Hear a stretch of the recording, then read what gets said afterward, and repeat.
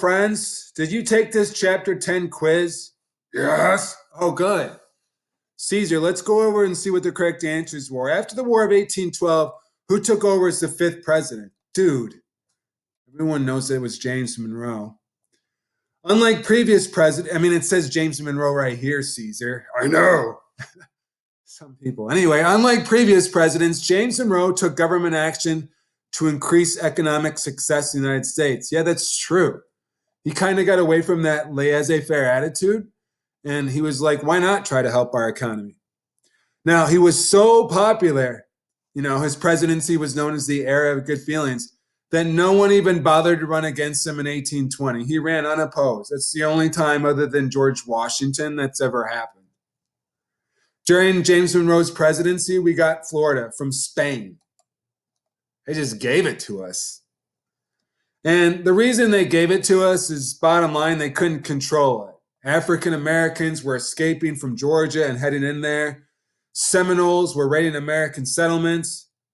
And so when Andrew Jackson went in there to kind of restore order, Spain realized, we don't have any control of that whatsoever. So it was all those reasons. And again, they just gave it to us. Thank you. Yeah, it was nice of him, Caesar.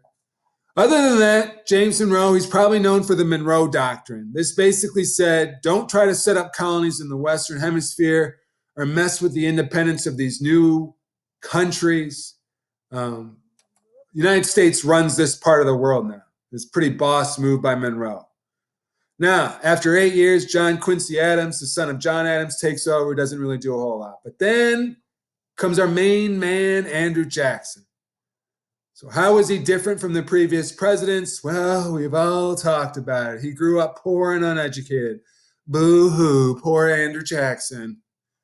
Now, part of the reason he won in 1828 is because poor white males, you didn't have to own property to vote. And so he wins pretty handily. And he invites everyone to the inauguration party.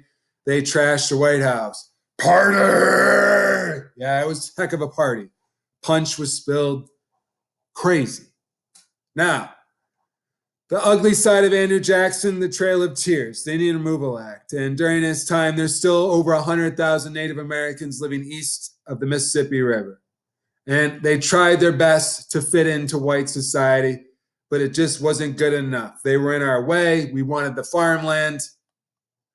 So we've tried to force them out. They take their case to the Supreme Court. And who does the Supreme Court rule in favor of? The Cherokees. Yeah, the Cherokees win in the Supreme Court, the judicial branch.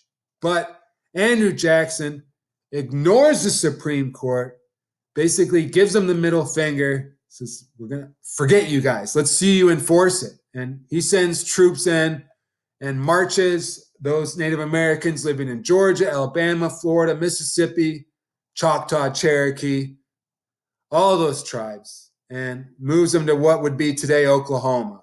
And during that forced march, about 25% of them died, about 4,000. So let's see how I did.